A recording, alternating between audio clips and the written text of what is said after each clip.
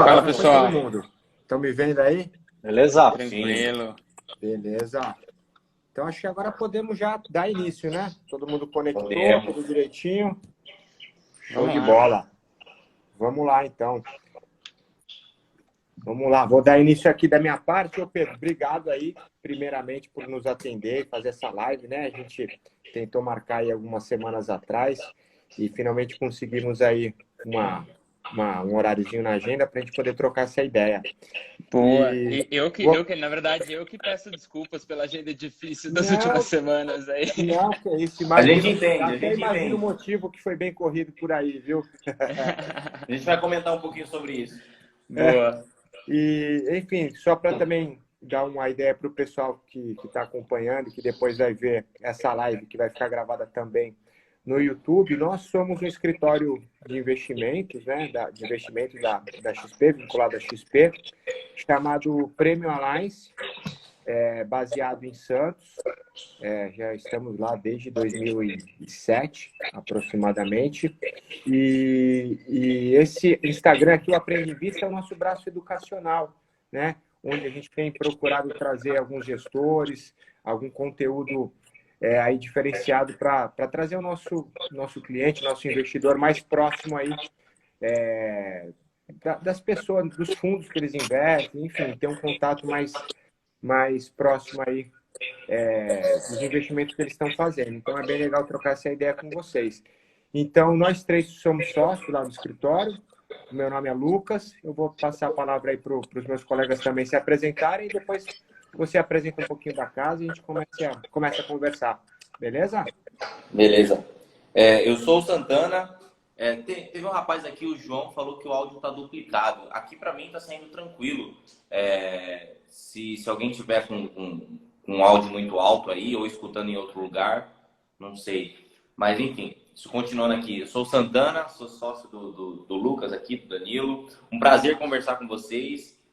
Quero aprender muito, quero entender muito como funciona e trazer o máximo de conteúdo para os nossos clientes e o pessoal que acompanha aqui o Aprende Vista, viu? Prazer. Prazer.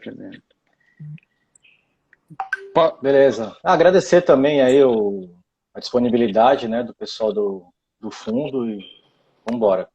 Boa, valeu, gente. Eu que agradeço esse convite.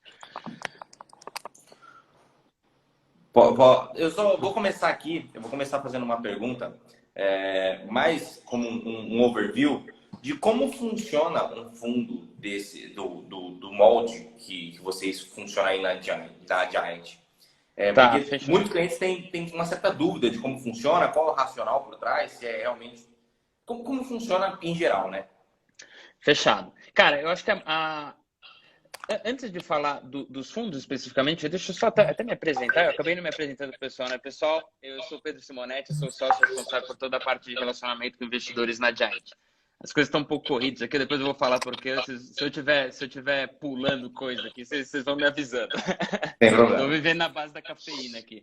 Mas a Giant é uma gestora de fundos quantitativos, né? E aí, talvez essa é a palavra que gere toda a dúvida dos investidores, se é uma coisa realmente muito diferente ou o que significa ser um fundo quant, né? Hoje, só para dar uma ideia para vocês, a gente é a maior gestora quantitativa do Brasil, com na verdade, a maior da América Latina, com 7 bilhões de reais sob gestão.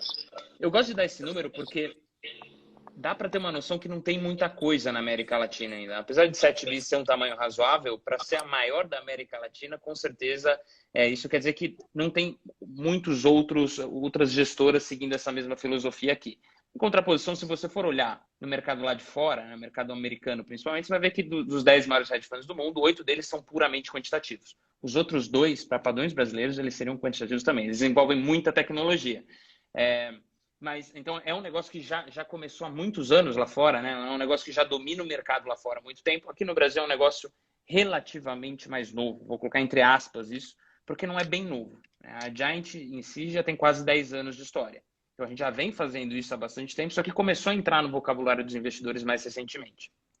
O quantitativo, né? O pessoal ouve quantitativo, pensa em algoritmo, robô, que cá entre nós não quer dizer nada. Não quer dizer absolutamente nada isso, não é zero explicativo. Quantitativo, na verdade, é muito simples, muito mais simples do que as pessoas pensam. Quantitativo é a ideia de tentar usar as ferramentas disponíveis hoje, a tecnologia que hoje a gente tem disponível, e pode até ser que algum tempo atrás a gente não tivesse, mas hoje todo mundo tem acesso a novas ferramentas, novas tecnologias para potencializar a capacidade do gestor de gerar alfa. Essa é a ideia central do quantitativo, é olhar as ferramentas disponíveis e vou tentar usar elas. Então, como base de comparação, eu sempre gosto de fazer uma analogia, um paralelo com uma gestora tradicional. Aqui no Brasil, os gestores macros são os gestores mais famosos. Então, o pessoal que está ouvindo a gente em casa, pensa numa gestora macro que vocês gostem. Aquela tem bons fundos, tem uma boa equipe. Normalmente, a história é bem parecida. Você tem um gestor que está há 20 ou 30 anos no mercado, já viu muita coisa, já viveu muita coisa na pele, e aí ele usa toda essa experiência dele para bolar uma tese de investimento. Que pode ser alguma coisa na linha de, sei lá, no cenário de juro baixo, inflação controlada, moeda controlada, esse é um cenário bom para a Bolsa. Legal, parece que faz sentido economicamente. Seria um critério, né, Pedro? Assim, parece que faz sentido economicamente. O que ele vai fazer? Ele vai sentar na frente do terminal dele, toda vez que esse padrão começar a acontecer no mercado, ele vai entrar comprando Bolsa. No nosso caso, a gente pode ter exatamente a mesma ideia. Juro baixo, inflação controlada, moeda controlada, Bolsa para cima. Agora, a diferença está naquela perguntinha que eu acabei de falar para vocês. Será que tem alguma ferramenta que a gente pode usar para potencializar essa capacidade do gestor? Por exemplo, querendo ou não, o gestor montou essa tese com base em tudo que ele viu durante esses 20 anos que ele está no mercado. Agora, eu tenho ativos no Brasil que tem mais de 100 anos de histórico. Por que eu vou usar os 20 se eu posso usar os 100? Vamos começar daí. Pega os últimos 100 anos de histórico e roda vários testes ali para ver se esse padrão realmente se repete ao longo do tempo. E mais importante ainda, para ver se tem indícios que esse negócio tende a se repetir daqui para frente. Não adianta nada o padrão repetir lá atrás, o mercado mudou de regime e já não funciona mais. Então, no português bem claro, deixa eu ver se dá para ganhar dinheiro com isso. Uma vez que o gestor fala, parece que funciona, isso é um padrão econômico. Se funciona no Brasil, deveria funcionar em outros lugares. Vamos testar. Testa no Japão, testa na China, testa na Europa, testa nos Estados Unidos, testa ao redor do mundo inteiro, para ver se esse negócio, para ver se realmente dá para ganhar dinheiro com isso. Uma vez que o gestor fala, legal, funciona, aí entra a principal diferença da nossa gestão para uma gestora tradicional. Na gestora tradicional, a tese, a ideia de investimento, está dentro da cabeça do gestor. E ela fica lá. No nosso caso, a gente obriga o gestor a tirar a ideia da cabeça dele e colocar ela no papel. Porque, uma vez que está no papel, é mais fácil de testar, para começar. Mas, mais importante que isso, a gente percebeu que o gestor traz valor para a gestora quando ele está criando essas teses de investimento, quando ele está pensando em formas de ganhar dinheiro. Ele não traz valor nenhum quando ele está apertando um botão de compra e venda. Então, qual que é a ideia? Coloca isso no papel e a gente delega a execução disso para alguém e abre espaço na cabeça do meu gestor para ele fazer o que interessa, que é ir lá e criar novas teses de investimento. Uma vez que essa ideia está no papel, em vez de delegar para alguém, a gente vai delegar para alguém. Aí entram os programadores. Eu aposto para vocês, todo mundo que pensa em fundo quantitativo, a imagem que as pessoas têm na cabeça é um bando de programador fazendo programinhas. Só programador. Na minha cabeça, é só programador. Não existe mais nada além de programador. Não, você e todo mundo tem essa imagem. E o interessante é que o programador, ele entra... Se tu virar a câmera aí, se tu tiver no escritório e virar a câmera, tem um monte de gente assim, tenho certeza, cara. Eu tô numa salinha aqui, mas ele tem alguns gestores pensando em formas de ganhar dinheiro. Eles estão numa biblioteca pensando em formas de ganhar dinheiro. É assim que é o dia a dia, Isso é até um ponto legal. Aproveitar que eu tô no escritório aqui, dá para fazer esse tipo de brincadeira, Mas o trabalho do gestor, os gestores aqui são pesquisadores.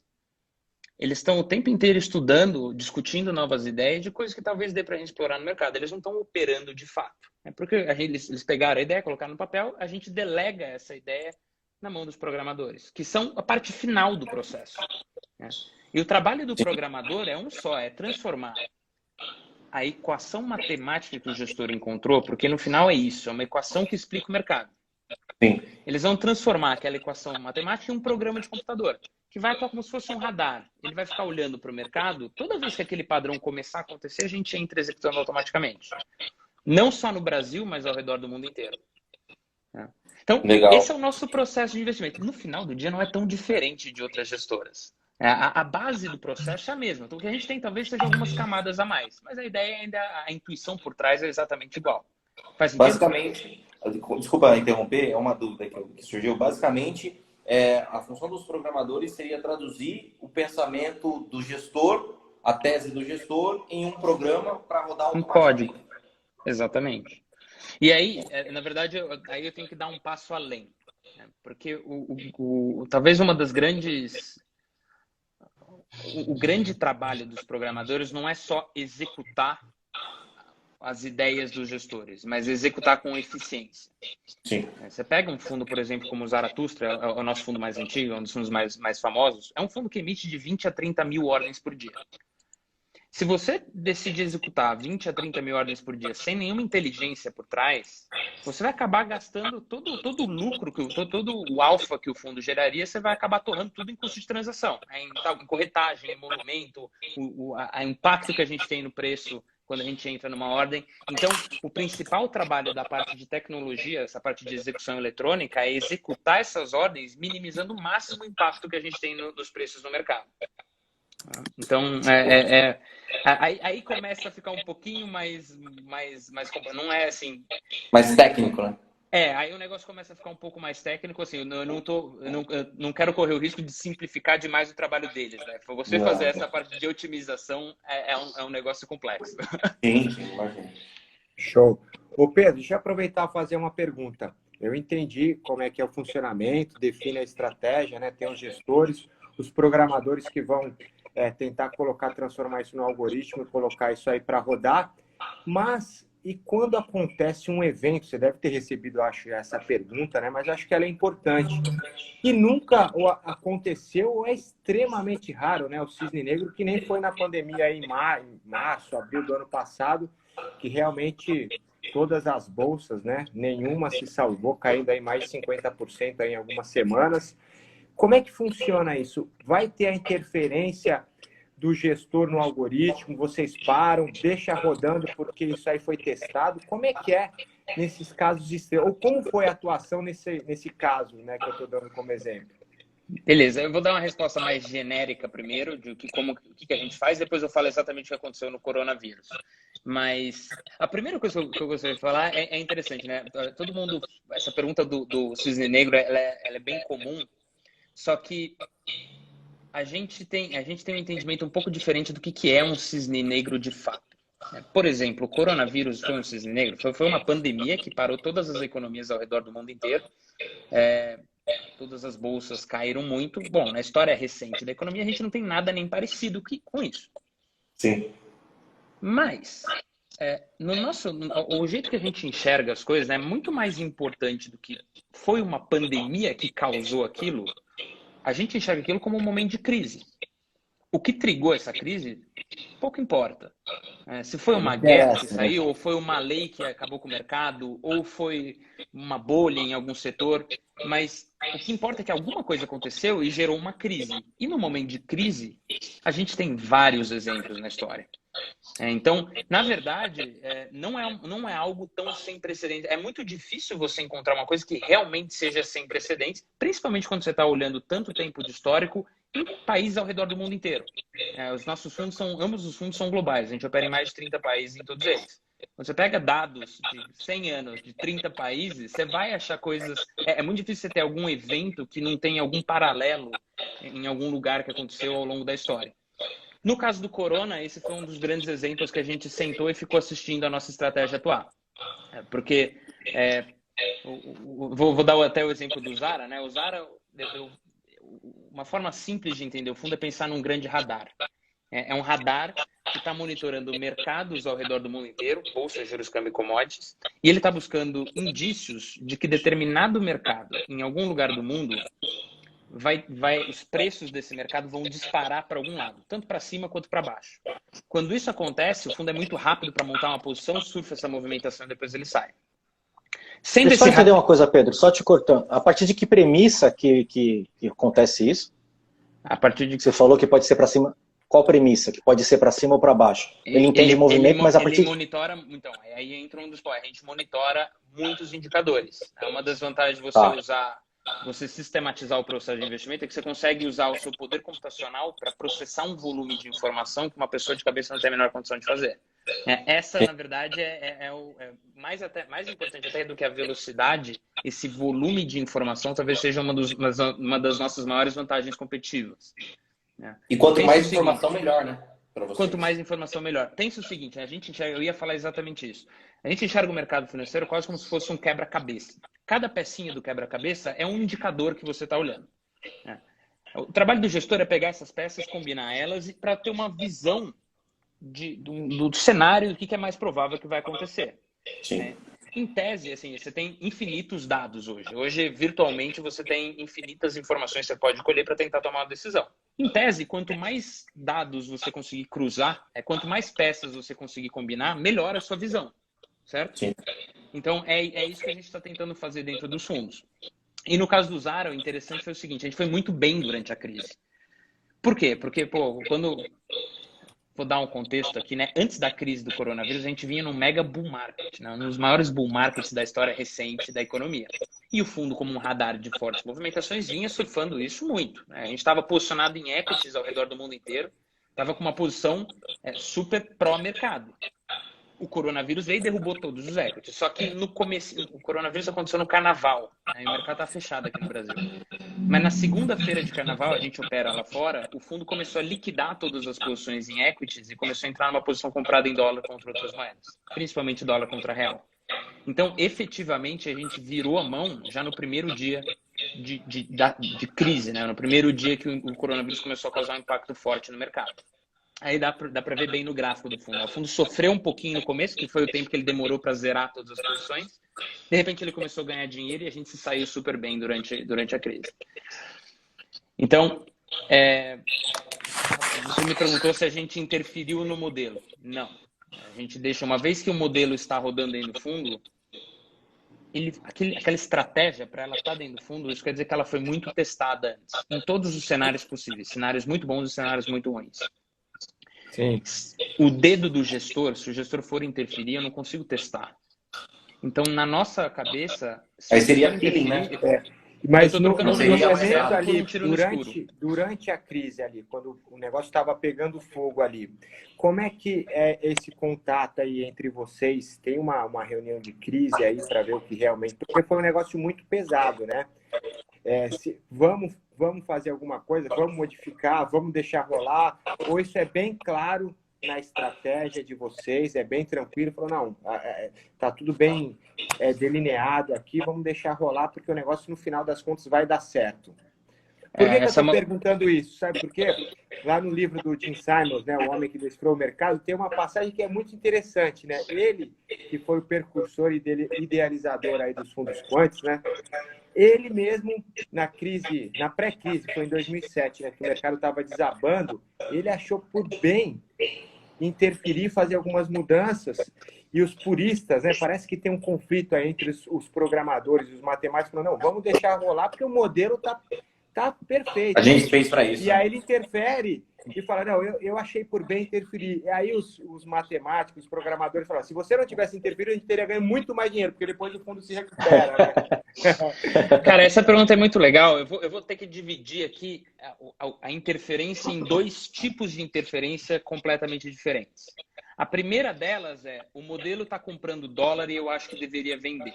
Então, ele vai interferir na posição final do fundo. Isso a gente não faz. Na execução. Porque nesse caso, a estratégia em si, se ela está dentro do fundo, é que eu tenho certeza que testa. Essa interferência na posição final do gestor eu não consigo testar. E a gente aqui não é gestor macro também, né? A gente, como gestor macro, nós somos bons quantos. Então, eu confio muito mais na estatística, nos modelos que a gente criou, do que no nosso senso macro de para onde vão os ativos. Então, esse tipo de interferência a gente não faz de jeito nenhum. Agora, o tipo de interferência que a gente faz aí o tempo inteiro a minha estratégia, ela tem essa parametrização e quando acontece isso, eu faço isso. Eu pensei numa mudança aqui que se eu colocar, talvez mudar um pouco a parametrização do modelo ou colocar um outro tipo de informação em conjunto com aquelas que eu estou olhando, talvez eu melhore o modelo. Uma variável a mais. Aí, na verdade, não é que a gente vai interferir de cara. Aí, o que a gente vai fazer? Tá bom, você teve essa ideia? Legal, testa.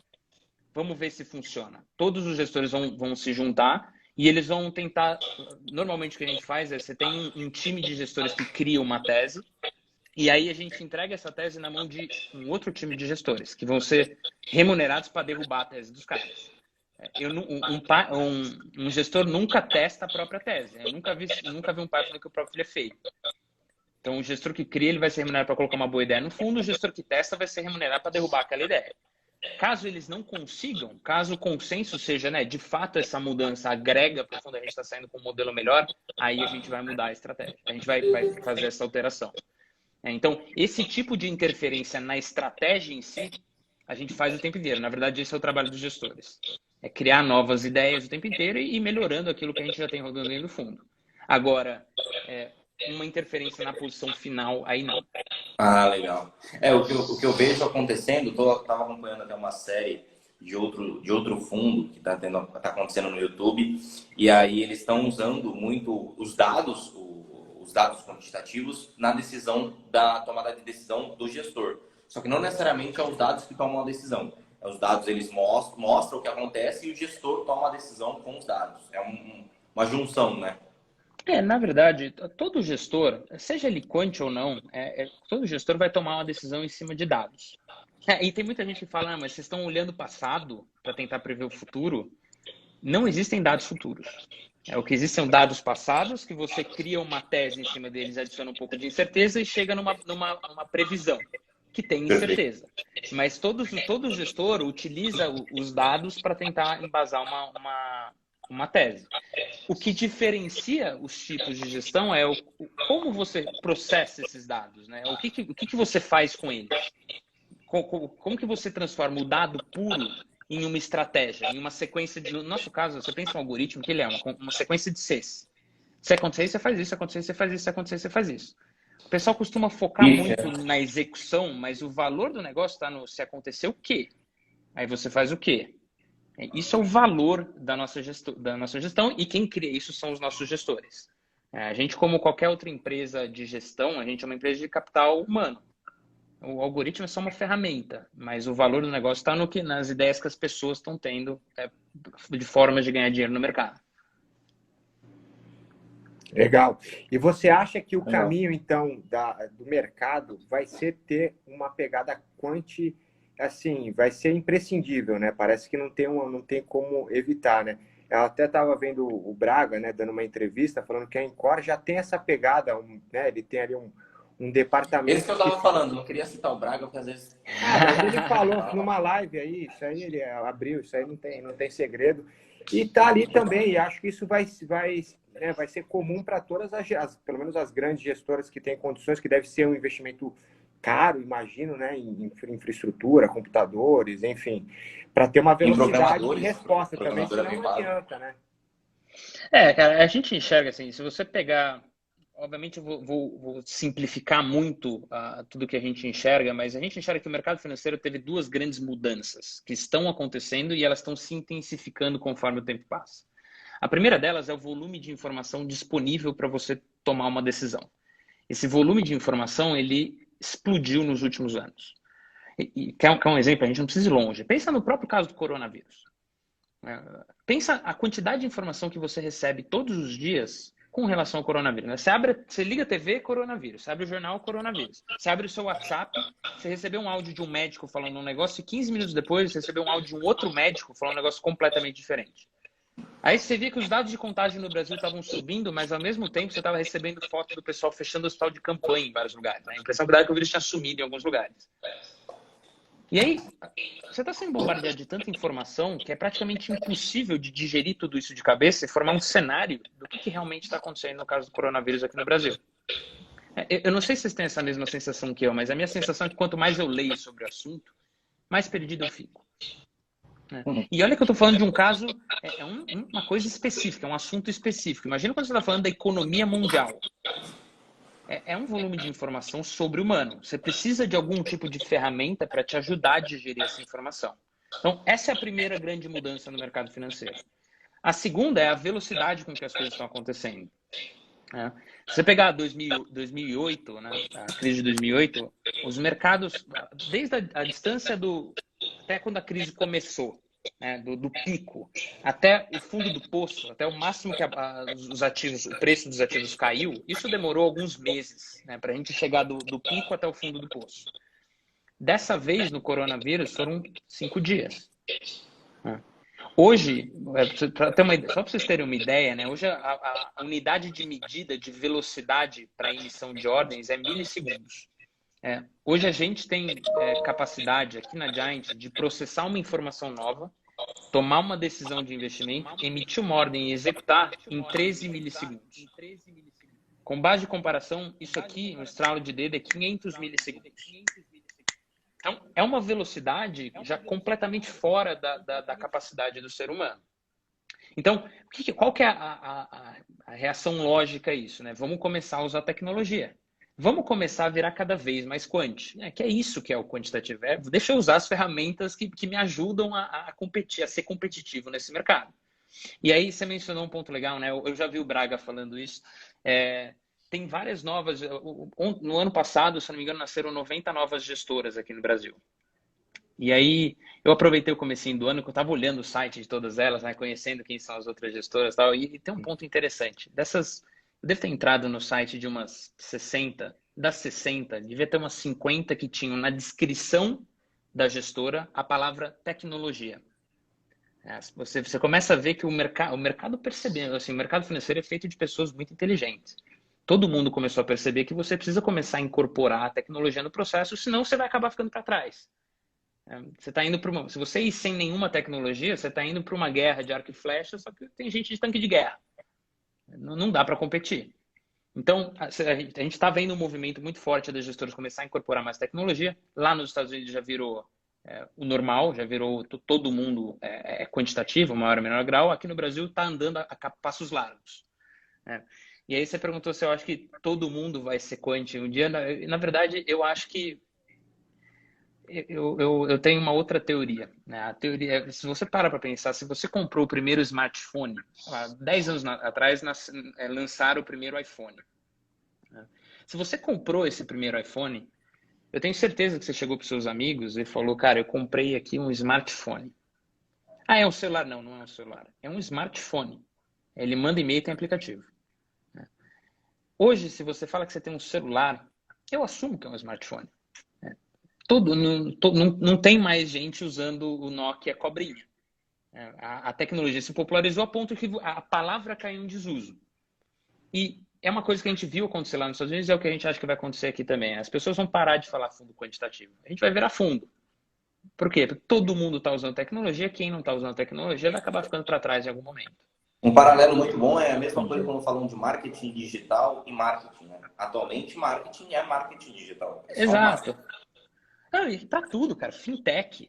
O que é fintech? Todas as empresas. O Itaú tem uma área de tecnologia monstruosa lá dentro. Todas as empresas de finanças hoje, elas estão migrando para uma parte de tecnologia. Isso se aplica a todas as empresas de qualquer setor. Bacana. O Danilo, deixa eu fazer uma pergunta. Será que vai sobrar... Oi? Os caras não querem deixar eu fazer pergunta, Pedro. Então complô, cara. Eles ficam sabendo, na hora que você mexeu a boca, eles já cara, o cara não deixa. Vai lá, Danilo. Então, Pedro, é o seguinte, cara, eu tenho uma dúvida, assim, eu estou no mercado financeiro há um pouco tempo, né, uns 3 anos só, minha formação é engenheiro químico, e eu faço mestrado na USP, cara, então eu venho de uma matemática muito pesada, cara, eu tenho que, pra ter uma ideia, a minha dissertação aí, tá fichando aí, cara, vou deixar esperando, vocês estão contratando? Passa até e-mail mandar o currículo. Não, cara, porque assim, eu sei como é que funciona, entre aspas, né, a parte de modelagem. No entanto, que a minha dissertação de mestrado é modelagem. Eu estou fazendo uma modelagem computacional. Eu queria saber, cara, Não, zoeira, cara. Queria saber uma dúvida mais técnica, assim, como é que vocês fazem a validação do modelo, né? Porque, pelo que eu entendi, a diferença do fundo quant para o fundo do gestor macro convencional é a velocidade de tomada de decisão e a quantidade de informação que ele absorve. Só que é o seguinte, o modelo, né? O modelo, ele não está sujeito de falhas, né? Assim, ele pode errar. A diferença é que a tomada de decisão é muito mais rápida, né? Eu queria saber como é que vocês fazem essa validação dos modelos, né? Não sei também se faz parte da tua função. Uhum. E como é que vocês corrigem essas falhas que o modelo pode apresentar num período, sei lá, 6 meses, 1 ano. Boa. Cara, essa pergunta é muito legal. A primeira coisa é que tem uma frase, eu não sei de quem que é essa frase, mas é uma frase muito boa. Ele fala que nenhum modelo é uma representação. Não esquece depois o currículo, né? Mas essa frase fala, se não me engano, é alguma coisa na linha de nenhum modelo é uma representação fiel da realidade. Todos eles têm falhas. Só que alguns são precisos o suficiente para serem úteis. Então a ideia é o seguinte, a gente não tem um modelo, não existe nenhum modelo que acerta, que tem uma taxa de acerto absurda, né? 100%, 98%, não é assim. Na verdade, se você tiver um modelo que acerta 51% das vezes, só que ele faz pega o Zara, que faz 20 mil ordens por dia, esse 1% de edge que você tem de acerto, fazendo 20 mil vezes por dia, te dá um resultado consistente pra caramba. Então, a ideia é bem assim, ele tem que acertar mais do que ele erra, ou ele tem que acertar, quando ele acerta, ele ganha muito, quando ele erra, ele perde pouco. Mas você tem que ter um modelo que seja preciso o suficiente para ser útil. Agora, ele não está nem de longe representando a realidade. Faz sentido? Então, dito isso, tem várias metodologias que a gente usa aqui dentro para testar se uma modelagem foi bem feita, né? Normalmente, quando você está falando de modelagem financeira, você tem um grande vilão, que é um negócio chamado overfit. O que é o overfit? O overfit é um engenheiro de obra pronta.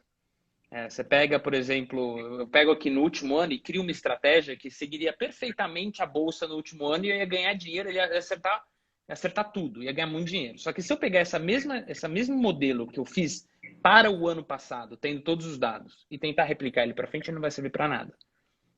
Vou dar um exemplo até um pouco melhor. Você pega o Bitcoin. O Bitcoin acabou de cair agora, sei lá, 50%.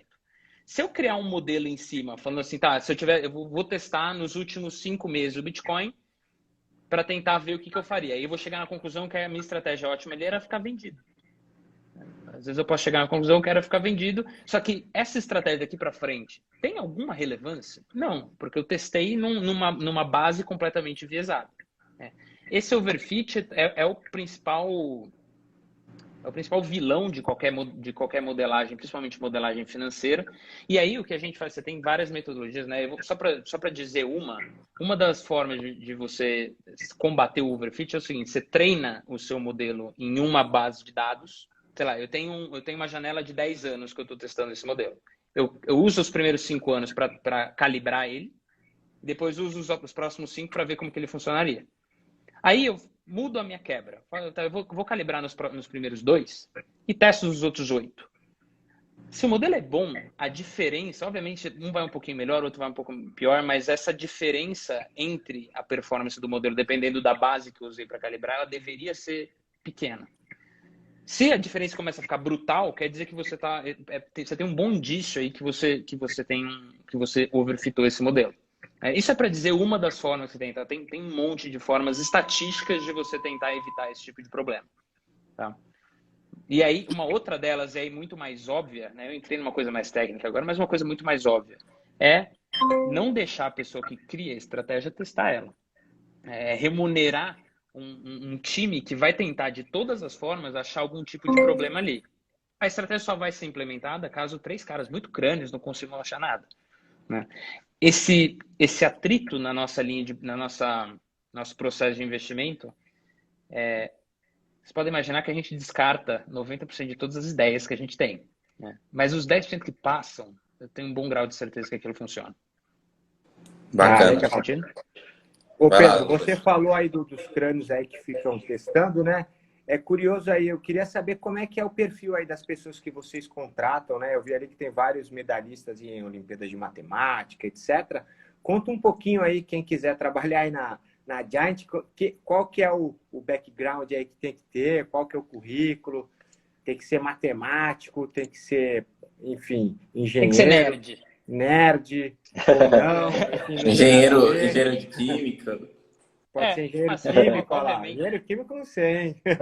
a gente tem várias áreas dentro da gestora, né? Na área de gestão, propriamente dita, a gente tem 3 perfis de pessoas. Um dos perfis é o perfil que a maior parte das gestoras do mercado tem, que é aquele cara que conhece muito de mercado. É o Chris e o Jorge, são dois dos nossos sócios fundadores. O cara está há 20 anos trabalhando em mesa de tesouraria de banco, tradando derivativos. É aquele cara que conhece muito de mercado. A gente tem esse perfil também aqui dentro. O segundo perfil é um perfil mais matemático. Então, aqui é daí que vem essa. Hoje a gente tem 50 medalhas de Olimpíada de Matemática no time de gestão. Não tem nenhuma que vem de mim. Eu sou a parte burrinha da empresa. Né? Na verdade, eu sou o único administrador da turma, que o resto, a maior parte é engenheiro ou matemático. Sim. Mas é um pessoal que tem uma abordagem diferente para o mesmo problema, né? É um ponto de vista, enquanto um gestor que tem um background de mercado aborda os problemas. O Cris e o Jorge, por exemplo, eles podem criar uma estratégia falando: bom, eu conheço que aquele tipo de opção tem muita gente que é a porta de entrada de muita gente para o mundo de opções, então tem muita gente que é iniciante tentando tradear aquilo, então eu tenho distorções de preço que talvez eu consiga explorar. Ele abordou aquela oportunidade de um ponto de vista de experiência de mercado. O nosso matemático, ele tem uma outra abordagem. Ele vai pegar algum teorema, ele vai derivar aquele teorema e vai tentar chegar em alguma coisa que seja aplicável em uma estratégia. Ele está olhando para o mesmo problema, só que ele está olhando de um ponto de vista muito diferente. E aí você tem o terceiro tipo, que são os acadêmicos. Né? A gente tem vários PhDs, vários mestres aqui no nosso time. E é um pessoal que a gente tem uma área com sofás. A gente tem a biblioteca ali na frente que eu mostrei para vocês. E sempre quando eu chego no escritório, tem alguém ali sozinho lendo um paper. Esse pessoal, eles têm uma abordagem de deixa eu tentar olhar o que as universidades lá fora estão publicando, o que as outras gestoras estão publicando na literatura acadêmica, e vou tentar buscar coisas que eu consiga transformar em uma estratégia ou aplicar nas estratégias que a gente já tem aqui hoje. Né? E aí, uma coisa que eu acabei não mencionando, né? Normalmente o grupo que testa uma estratégia é um grupo de 3 gestores, um de cada tipo. Então, a gente está tentando atacar aquela estratégia de pontos de vista diferentes para ver se o negócio realmente fica de pé. Se fica de pé, que tem uma boa chance de realmente funcionar. Legal. Falando um pouquinho sobre a Giant, hoje em dia vocês têm quantos fundos disponíveis? E se puder dar um overview de cada fundo, a estratégia, alguma coisa nesse sentido. E emendando a pergunta, um rapaz mandou aqui nos comentários, eu não sei a respeito, sobre fundo de cripto. Eu vi alguma coisa na internet também que vocês estavam para lançar, bastante matéria, não sei se já lançou ou vai lançar. Boa, beleza, vamos lá então. Eu vou falar primeiro das estratégias que já estão de pé hoje e aí depois eu falo das novidades que são várias aí. Mas a gente tem 2 famílias de fundo na casa hoje. Tá? E essas famílias são um reflexo da forma como a gente enxerga o mercado. A gente enxerga que o mercado financeiro ele pode ter 2 regimes. Só 2, ou a gente está em um, ou a gente está em outro. Um deles é quando os investidores estão racionais. O que eu quero dizer com isso? Né? Quando as pessoas estão fazendo valuation das empresas, estão olhando se o preço realmente faz sentido para determinado ativo, operando na lógica, fazendo conta. E aí você tem um outro regime, que é quando tudo isso vai para o espaço. O mercado é dominado pela emoção, seja pânico ou euforia. Quando isso acontece, normalmente as pessoas param de olhar o fundamento e agem por impulso. Né? Vou voltar, eu estou abusando do exemplo do coronavírus aqui, mas o coronavírus é um exemplo disso. Ali no coronavírus, o coronavírus tem a peculiaridade que ele começou a acontecer durante o carnaval. E aí foi assim, né? Foi segunda-feira de carnaval, foi um banho de sangue lá fora, mercado fechado aqui. Terça-feira de carnaval, banho de sangue lá fora, mercado fechado aqui. Na quarta-feira de cinzas, na parte da tarde, a gente abriu o mercado a primeira vez e veio o primeiro circuit break. Vou falar um negócio para vocês agora, vocês vão falar isso aconteceu mesmo. Na quarta-feira, depois do primeiro circuit breaker, começou a pipocar gente na internet falando que a bolsa estava barata. Vocês devem ter visto isso. Onde eu abri meu computador, tinha alguém falando que era liquidação na bolsa. Black Friday antecipada, saldão, uma festa. Todo mundo falando que a bolsa estava muito barata. E aí o interessante é o seguinte, naquele dia, se você parasse para fazer o valuation das empresas, olhar os fundamentos, você ia ver que estava tudo mega descontado. A bolsa estava... Tem que ter muita coragem, né? Mas aí esse é o ponto, né? O investidor olhou e falou, bom, legal, a bolsa barata, vou com tudo. Vai que o cara compra a bolsa até o pescoço, no dia seguinte ele toma mais 20% na cabeça. Aí no outro dia ele toma mais 10%. Aí no outro dia ele toma mais 10%. Por que isso? Porque naquele momento ninguém estava olhando o fundamento. O mercado foi dominado por um pânico generalizado. Aí o investidor vende pelo simples fato do preço estar caindo. Quanto mais o preço cai, mais pessoas entram em pânico, mais pessoas vendem, que faz com que o preço caia cada vez mais. E aí, para piorar, tem os fundos que batem o stop deles, eles são forçados a estopar, vai mais um caminhão de dinheiro para derrubar o preço do ativo. E a mesma coisa acontece para cima. Você tem momentos de euforia no mercado, que o ativo começa a valorizar. Quanto mais o preço sobe, mais pessoas não querem ficar de fora, entram naquele ativo, o preço vai subindo cada vez mais. E ninguém está olhando o fundamento nessa hora. Então, esses são os dois regimes. Um é a racionalidade, o fundamento propriamente dito, e o outro é a emoção, seja pânico ou euforia. O Zaratustra, uma das famílias é a família do Zaratustra e do Darius. Né? Eles são a mesma estratégia, só muda o nível de volatilidade. Né? O Darius é 2/3 da Balduzar. Eles foram feitos para ganhar dinheiro nesses momentos de emoção. Então, é a ideia que eu falei para vocês do radar. Ele é um radar que está monitorando mercados ao redor do mundo inteiro, buscando indícios de que determinado mercado, em algum lugar do mundo, vai ser dominado por algum tipo de emoção, seja pânico ou euforia. Quando isso acontece, o preço tende a rasgar para algum lado. E aí ele é muito rápido para montar a posição, surfa esse movimento e depois ele sai. Essa é a ideia simplificada do Zara e do Darius. Do outro lado, a gente tem o Sigma. O Sigma foi um fundo feito para ganhar dinheiro no outro regime, na racionalidade. Parece esquisito pra caramba para falar isso, né? O fundo ganha dinheiro na racionalidade. Ele é um fundo que opera fundamento. Então, ele ganha dinheiro quando as pessoas estão dando bola para os fundamentos. A grande ideia do Sigma é usar o nosso poder computacional para processar um volume de informação que uma pessoa de cabeça não tem a menor condição de fazer. Essa é a ideia central do fundo. E aí, assim, eu sempre brinco que a operação do fundo ela é complexa. Mas a intuição, esse é o fundo mais fácil de entender da indústria inteira. Ele tem 2 etapas na hora de montar a carteira. A primeira etapa é olhar os mercados ao redor do mundo, também bolsa, juros, câmbio e commodities, e identificar quais mercados têm a melhor perspectiva de retorno para os próximos meses, segundo os nossos parâmetros. Então, o que ele vai fazer? Ele vai olhar indicadores econômicos de cada um dos países, aí ele atribui um peso para cada indicador, ranqueia e vê quais têm a melhor perspectiva. Só um parênteses aqui. Sempre quando eu falo indicadores, dependendo do ativo, eu estou falando de centenas ou até milhares de indicadores para cada um dos ativos. Isso não é uma hipérbole, isso é a ideia central do fundo, é processar o máximo de informação possível. E quantos ativos pode o Sigma ter dentro da carteira? Tem algum limite? Pelo jeito é uma quantidade bem grande, pelo que você está falando. Não, ele só analisa e compra alguns ou vende? Ele analisa muito mais do que ele tem na carteira. Tem. Né? Por exemplo, imagina nessa primeira etapa aí, eu estou olhando dentro da classe bolsa, eu cheguei à conclusão que eu quero ter bolsa dos 30 países que a gente opera, hoje acho que é um pouco mais até. Dos 30 países que a gente opera, eu vou em bolsa brasileira, posição em bolsa americana, bolsa na Suécia e bolsa na Austrália. Dados os indicadores. A segunda etapa é definir que ativos de fato eu vou ter na carteira. Por exemplo, se eu definir que eu vou ter 15% de bolsa brasileira, quais ações? Pega a lista de todas as ações da bolsa, olha indicadores fundamentalistas de cada uma delas, atribui um peso para cada indicador, ranqueia e vê quais têm a melhor perspectiva. Essa mesma receita de bolo para todos os mercados que ele está ao redor do mundo inteiro. Então, bolsa brasileira, americana, japonesa, commodities, moedas e por aí vai. Legal. Faz sentido? E aí, só para fechar, né, a ideia dessa... A gente tem essas 2 famílias e o que a gente queria fazer como gestora é ou a gente está em um regime ou a gente está em outro. O que a gente queria fazer como gestora era oferecer um portfólio que, independente do que estivesse acontecendo, em tese, você sempre tem um dos fundos despontando. Eles são complementares, não é por acaso. A gente criou eles para serem assim. Se você olhar, são bons produtos individualmente, quando você olha a combinação, o Sharp explode. Isso é de propósito. E aí a gente criou um fundo de previdência, mais recentemente, acho que uns 2 anos atrás, que combina as 2 estratégias dentro de um fundo só. Então, o fundo de previdência ele combina as 2 numa proporção meio a meio dentro de um fundo só. Então, esse foi o tour completo pela árvore de fundos de agora, que a gente tem disponíveis hoje. Então, agora está na hora das novidades. Pode mandar. Manda as novidades. Fundo de cripto. No final do ano passado, a gente fez uma parceria com uma gestora de cripto. Não era bem uma gestora, porque eles não tinham fundo ainda, mas era uma empresa que operava cripto em várias exchanges ao redor do mundo. É um pessoal que entende muito do assunto. A gente, como bons nerds, a gente é entusiasta de tecnologia, já tem... O pessoal tinha cripto na carteira pessoal já há bastante tempo, né? A gente gosta de tecnologia.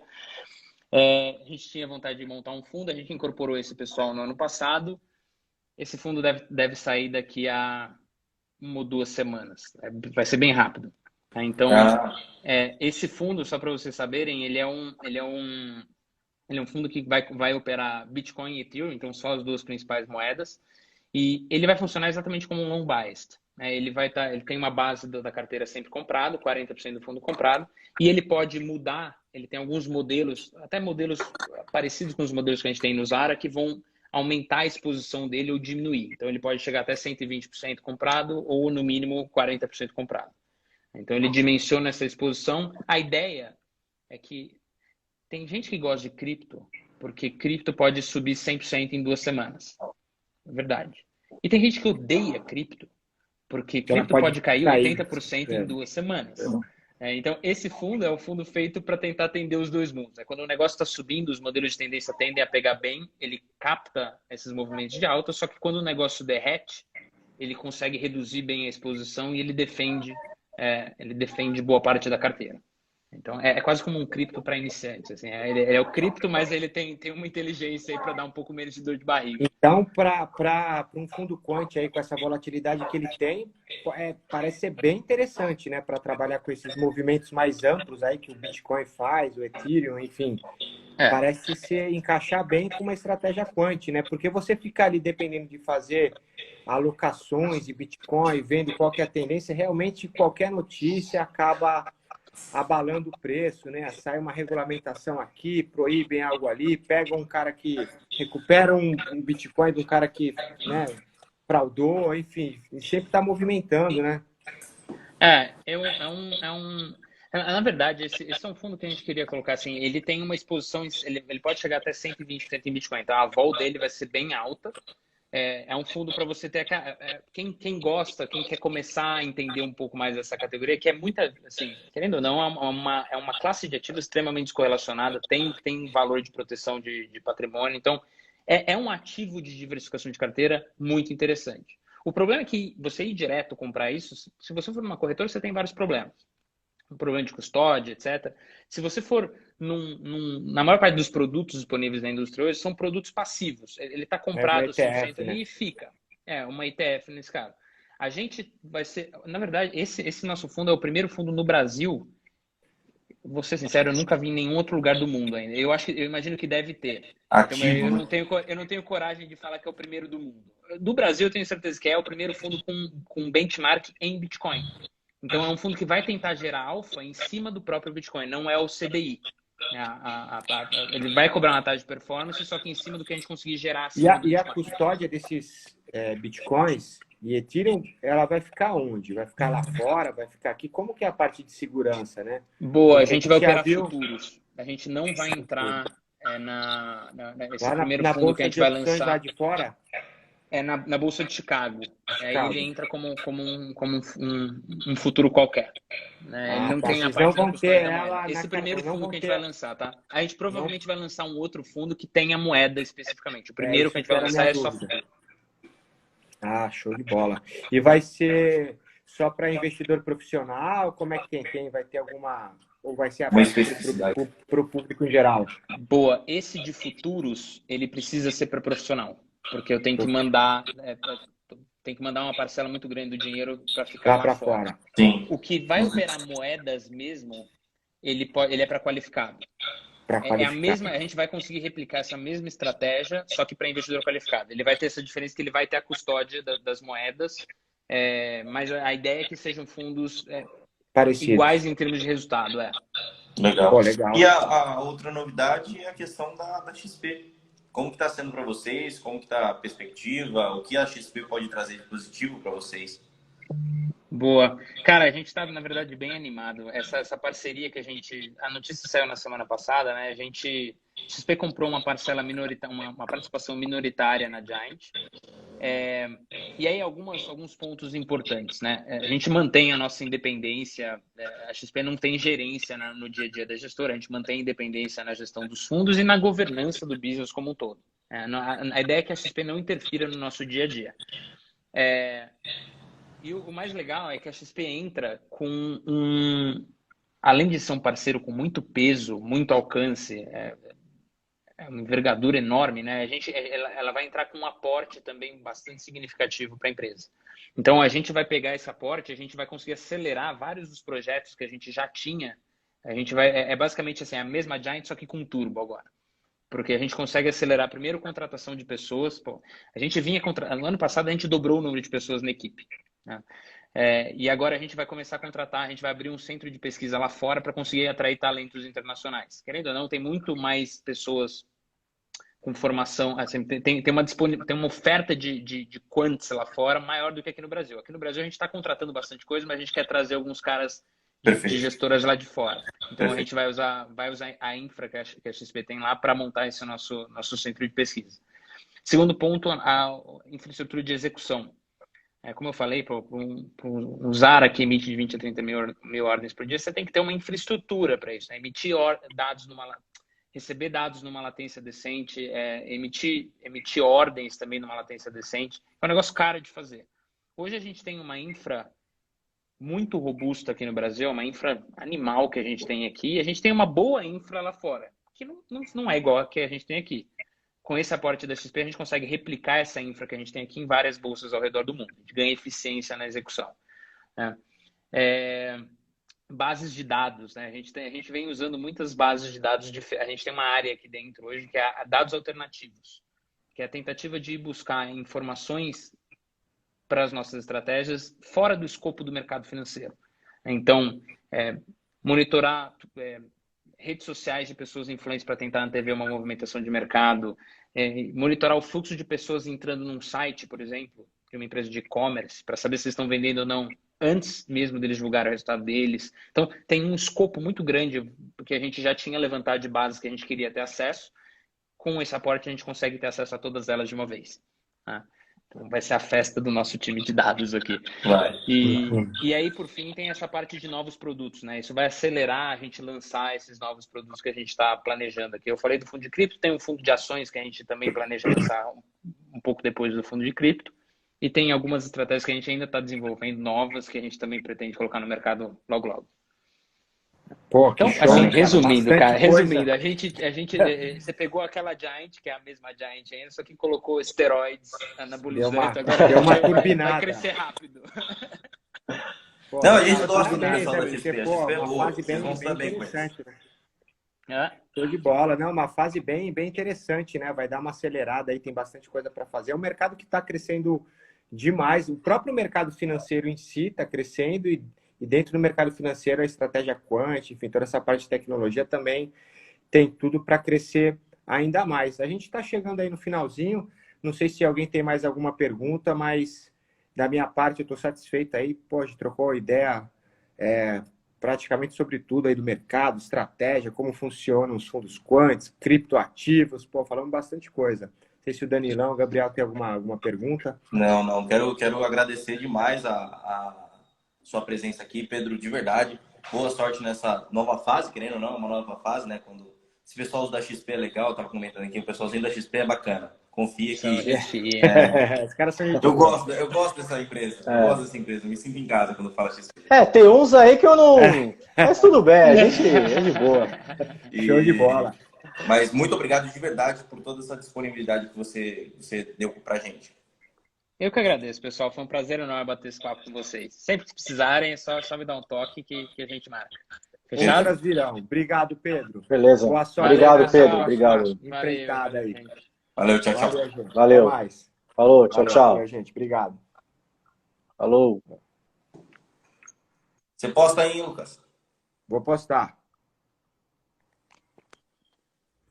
Bom, pessoal, espero que você tenha curtido a live, que tenha aprendido muito conteúdo. Se você está assistindo essa live agora em junho, e dia 15, 16 e 17 vai acontecer um curso, Meus Primeiros Passos na Bolsa de Valores. Qualquer dúvida, entre em contato ou comenta aqui no vídeo. A gente vai explicar tudo para você. 15, 16 e 17 de junho, Meus Primeiros Passos na Bolsa de Valores, para você que quer começar no mercado financeiro e entender essa live que aconteceu agora. Muito obrigado.